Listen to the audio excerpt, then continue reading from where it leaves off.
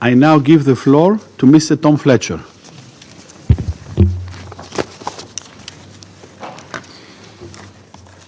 Mr. President, members of the Council, briefing you again on this subject is a grim undertaking. Before starting, I ask you to reflect for a moment on what action we will tell future generations we each took to stop the 21st century atrocity to which we bear daily witness in Gaza.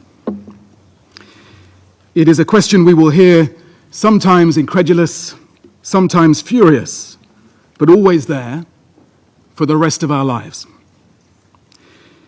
We will surely all claim to have been against it. Maybe we will say we issued a statement, or that we trusted that private pressure might work despite so much evidence to the contrary. Or pretend that we thought a more brutal military offensive had more chance of bringing the hostages home than the negotiations which brought so many hostages home. Maybe some will recall that in a transactional world we had other priorities. Or maybe we will use those empty words, we did all we could. Mr. President, let me start with what we see and are mandated by this Council to report. Israel is deliberately and unashamedly imposing inhumane conditions on civilians in the occupied Palestinian territory. For more than 10 weeks, nothing has entered Gaza, no food, medicine, water, or tents. Hundreds of thousands of Palestinians have again been forcibly displaced and confined into ever-shrinking spaces, as 70% of Gaza's territory is either within Israeli militarized zones or under displacement orders. As my colleague from the FAO will explain, every single one of the 2.1 million Palestinians in the Gaza Strip face the risk of famine. 1 in 5 face starvation, despite the fact that you have funded the food that could save them. The few hospitals that have somehow survived bombardment are overwhelmed. The medics who have somehow survived drone and sniper attacks cannot keep up with the trauma and the spread of disease. Even today, the European Gaza hospital in Khan Yunis was bombed again, with even more civilian casualties reported. I can tell you from having visited what's left of Gaza's medical system that death on this scale has a sound and a smell that does not leave you. As one hospital worker described it, children scream as we peel burnt fabric from their skin. And yet we hear that we did all we could. Mr. President, our response as humanitarians is to make a single ask of the Council. Let us work. The UN and our partners are desperate to resume humanitarian aid at scale across Gaza in line with the fundamental principles of humanity, impartiality, independence, and neutrality. We have a plan. We have shown we can deliver with tens of thousands of trucks reaching civilians during the ceasefire. We have life-saving supplies ready now at the borders. We can save hundreds of thousands of survivors. We have rigorous mechanisms to ensure our aid gets to civilians and not to Hamas. But Israel denies us access, placing the objective of depopulating Gaza before the lives of civilians. It is bad enough that the blockade continues. How do you react when Israeli ministers boast of it? Or when attacks on humanitarian workers and violations of the UN's privileges and immunities continue, along with restrictions on international and non-governmental organizations? Mr. President, this Council has adopted resolutions that demand all parties to the conflict comply with international humanitarian law and protection of civilians, including humanitarian personnel. A reminder that Israel also has clear obligations under international humanitarian law.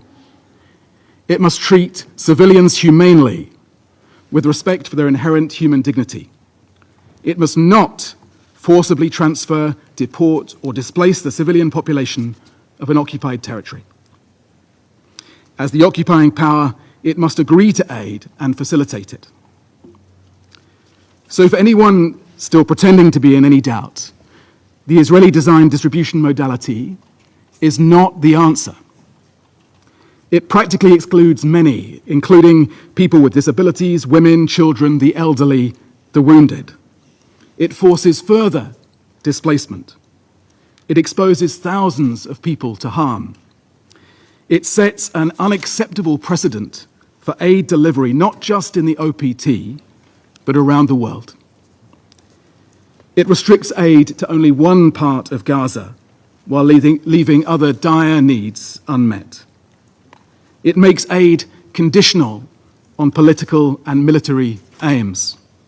It makes starvation a bargaining chip. It is a cynical sideshow, a deliberate distraction, a fig leaf for further violence and displacement. If any of that still matters, have no part in it. Mr. President, for the record, we have tried. The UN has met 12 times, and again this morning, with the Israeli authorities to discuss this proposed modality. We wanted to find a way to make it possible. We repeatedly explained the minimum conditions for our involvement on the basis of long-settled fundamental principles. Aid based on independent assessments of who needs it, the globally tested and donor-demanded basic requirement, and the ability to deliver aid to all those in need, wherever they are. The Secretary-General set out the relevant international law in his submissions to the International Court of Justice. And your resolutions have strongly condemned starvation of civilians as a method of warfare and the unlawful denial of humanitarian access. Resolution 2417 demands the Council's full attention to widespread conflict-induced food insecurity. Mr. President, it's not just Gaza. Appalling violence is also increasing in the West Bank, where the situation is the worst in decades. The use of heavy weaponry, military methods of war, excessive force, forcible displacement, demolitions and movement restrictions. Ongoing illegal settlement expansion. Entire communities destroyed, refugee camps depopulated. Settlements expanding and settler violence continuing at alarming levels. Sometimes with the support of Israeli forces. Recently, settlers abducted a 13-year-old girl and her 3-year-old brother. They were found tied to a tree. Do we also say to them that we did all we could? Mr. President, there is, I fear, a broader context here. For the past 19 months, Palestinian journalists, civil society, and individuals have live-streamed their destruction to the world. Many have been targeted and killed for their testimony. And during this time, international aid workers have been the only international civilian presence in Gaza, watching and reporting the unfolding horror. We are your eyes and your ears. And be in no doubt that we feel the weight of that responsibility to you, to the communities we serve, and to the world. And so we have briefed this Council in great detail on the extensive civilian harm that we witness daily. Death, injury, destruction, hunger, disease, torture, other cruel, inhuman, or degrading treatment, repeated displacement on a large scale. We have described the deliberate obstruction of aid operations and the systematic dismantling of Palestinian life and that which sustains it in Gaza. So you have that information. And now the ICJ is considering whether a genocide is taking place in Gaza. It will weigh the testimony that we have shared, but it will be too late. Recognizing the urgency, the ICJ has indicated clear provisional measures that must be implemented now, yet they have not. Previous reviews of the UN's conduct in cases of large-scale violations of international human rights and humanitarian law, reports on Myanmar 2019, Sri Lanka 2012, Srebrenica, Rwanda, both in 1999, pointed to our collective failure to speak to the scale of violations while they were committed. So for those killed and those whose voices are silenced, what more evidence do you need now? Will you act decisively to prevent genocide and to ensure respect for international humanitarian law? Or will you say instead that we did all we could? Mr. President, this degradation of international law is corrosive and infectious. It is undermining decades of progress on rules to protect civilians from inhumanity and the violent and lawless among us who act with impunity. Humanity, the law, and reason must prevail. This Council must prevail. Demand this ends. Stop arming it. Insist on accountability. To the Israeli authorities, stop killing and injuring civilians. Lift this brutal blockade. Let humanitarians save lives. To Hamas and other armed Palestinian groups, release all hostages immediately and unconditionally. Stop putting civilians at risk during military operations. And for those who will not survive what we fear is coming, in plain sight, it will be no consolation to know that future generations will hold us in this chamber to account. But they will.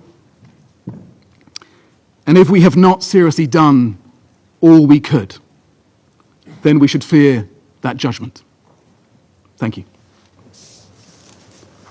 I thank Mr. Fletcher for his briefing.